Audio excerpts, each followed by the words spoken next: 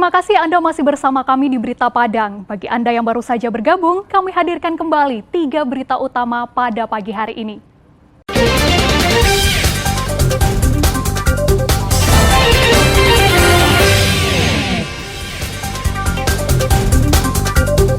Pelaku curanmor dan penadah motor curian di Padang dibekuk tim Klewang Polresta Padang.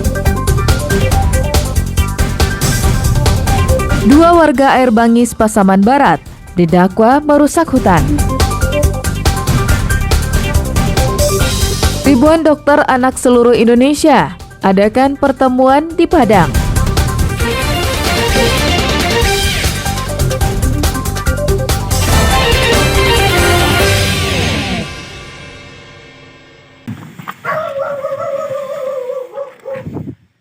Polisi bergerak cepat menuju lokasi tempat persembunyian salah seorang pelaku pencurian kendaraan bermotor yang selama ini telah diincar polisi.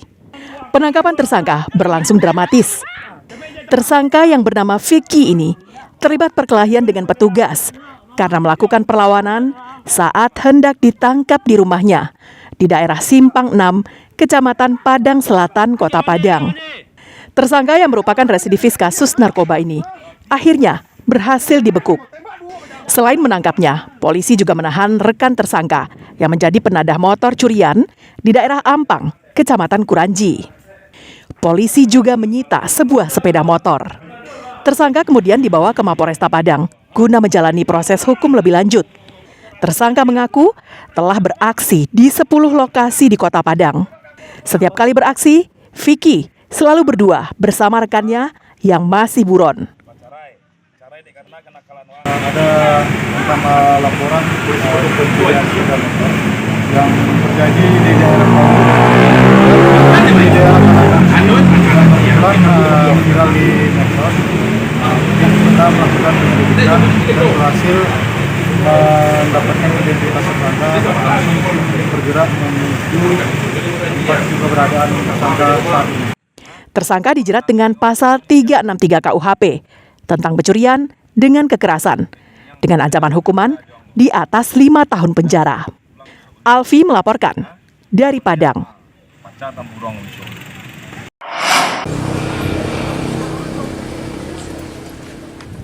2 warga Air Bangis Pasaman Barat, Kamis siang disidang di Padang. Sidang perkara pidana yang mestinya digelar di Pengadilan Simpang 4 Pasaman Barat ini dipindahkan ke Pengadilan Tipikor yang terletak di kawasan bypass air dingin di pinggiran Kota Padang. 2 terdakwa yang bernama Niko dan Timbul didakwa melanggar Undang-Undang Nomor 8 Tahun 2013 karena dituduh merusak hutan dengan ancaman hukuman di atas 5 tahun penjara. Menurut jaksa, pemindahan sidang dari Pasaman Barat ke Kota Padang untuk menghindari terjadinya gangguan keamanan. Kasus pidana yang disangkakan melanggar pasal ya tentang lingkungan hidup ayat 1 huruf B Undang-Undang Nomor 8 Tahun 2018. Ancamannya Pak? Tentang pencegahan dan pemberantasan perusakan hutan sebagaimana telah diatur dan diubah pasal 37 angka 16 ayat 1 huruf A Perpu RI Nomor 2 Tahun 2002 tentang Cipta Kerja. Ancamannya lebih dari 5 tahun. Orang tua terdakwa Niko merasa anaknya sengaja dikriminalisasi oleh aparat kepolisian.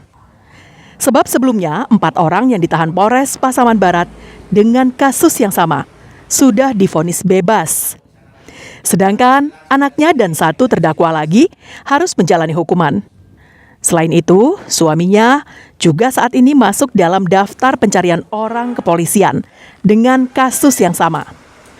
Kuasa hukum terdakwa menilai kasus ini banyak kejanggalan karena adanya kepanikan di pihak polisi. Kalaulah memang gara-gara kami beraktivitas di kawasan hutan, kenapa kami saja? Kenapa suami saya saja yang DPO? Sementara masih banyak di sana, Pak. Lebih dari 14 toke di sana yang bebas sekarang membeli sawit. Iya, sampai sekarang orang itu bebas membeli sawit. Sementara kita terasa terkekang. Belum lagi utang yang mau dibayar. Tengok suami nggak tahu di mana. tengok anak di penjara. Dari Kejaksaan atau Polda pun hari ini sedang panik ya. Paniknya itu kita lihat dari sidang hari ini kita cuma datang kisaran 10 atau 20 orang paling banyak, tapi pengawalan dan penjagaan sidang itu lebih banyak daripada pengunjung sidang yang hadir. Nah, itu kita melihat adanya kepanikan dari beberapa institusi ini. Karena dari awal memang ada kejanggalan-kejanggalan yang kita perhatikan. Awalnya, kedua terdakwa ditahan polisi karena dituduh memanen sawit di lahan hutan produksi milik negara. Dampak penahanan itu, bulan Juli lalu, ribuan warga Air Bangis berdemo di Kota Padang selama 1 minggu. Warga menuntut polisi menghentikan intimidasi serta membebaskan lahan mereka dari rencana program strategis nasional. Robiham melaporkan dari Padang. Bisa saya sampaikan.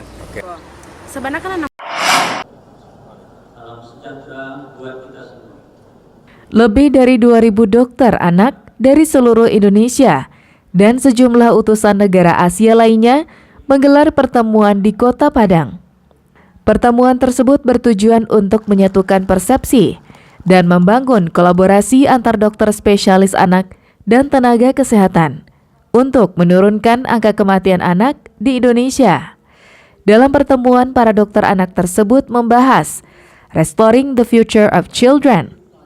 Hal ini mengingat 3 tahun dilanda pandemi COVID-19, perkembangan diri anak menjadi terganggu. Aktivitas imunisasi anak tidak dijalankan dengan optimal. Selain itu, dokter anak juga fokus untuk menurunkan angka kematian pada bayi dan balita. Hal ini mengingat sekitar 30% kematian pada bayi disebabkan oleh pneumonia atau infeksi paru. Untuk meminimalisir resiko penyakit pneumonia atau infeksi paru pada anak, pemerintah sudah menggencarkan imunisasi yang dapat diakses gratis di layanan kesehatan.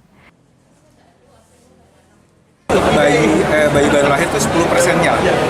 Jadi makin besar itu kematian karena pneumonia cukup tinggi. Itu menjadi penyebab penyakit yang kemudian bisa membuat sebab langsungnya itu sepsis ya. Sepsis itu kan penyakit yang infeksi berat lah. Tapi dasarnya itu memang 30% karena pneumonia. Oleh itu saya kira sangat tepat sekali kalau kita memasukkan program vaksinasi PCV ya, pneumonia ini ke dalam program imunisasi nasional. Kita kan pandemi ya, COVID-19. Nah, kita sebagai dokter anak tidak hanya yang bermasalah itu pengembangan diri kita, tapi anak juga sangat terganggu, terbatas, akan banyak dampak gangguan, baik sebagai sakit maupun sebagai problem-problem isolasi yang terjadi. Oleh karena itu sangat mengganggu masa depan anak Indonesia. Pertemuan ini juga membahas angka stunting yang terjadi di tanah air. Robiham melaporkan dari Padang.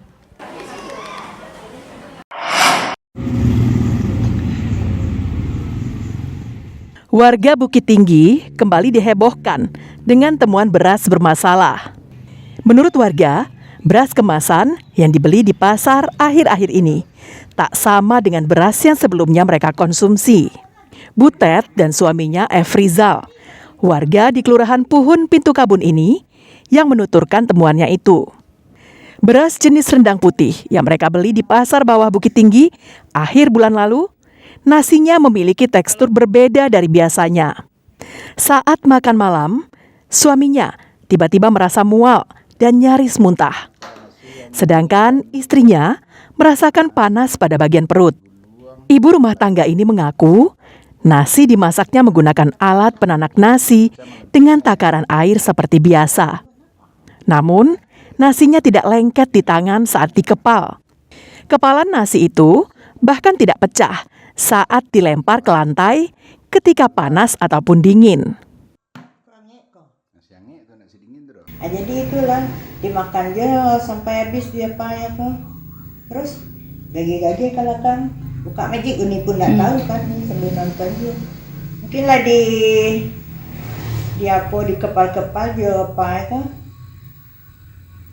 Adilan mungkin ke bawah baru dia bawah ni. Tidak mama. Bareh kok nasi kan kayak di TV pas lo di TV. Menurut pedagang, beras yang dikeluhkan Butet dan suaminya, ia ambil dari Heller, di daerah Rambatan Tanah Datar. Sudah hitungan tahun berlangganan, baru kali ini ada yang bermasalah. Ia sudah melaporkan hal ini ke Bulog dan dinas terkait untuk diselidiki.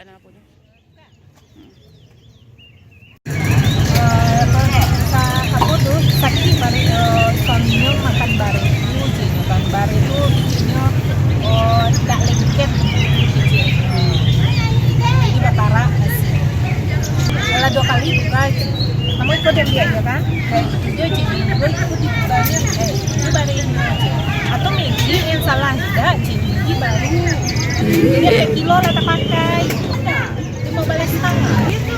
Kata tuh yang orang balik. Sebelumnya, warga Bukit Tinggi juga dihebohkan dengan temuan beras yang diduga beras sintetis. Namun kebenarannya belum bisa dipastikan karena masih dalam pemeriksaan petugas berwenang. Dina Amrina melaporkan dari Bukit Tinggi. Nggak baca.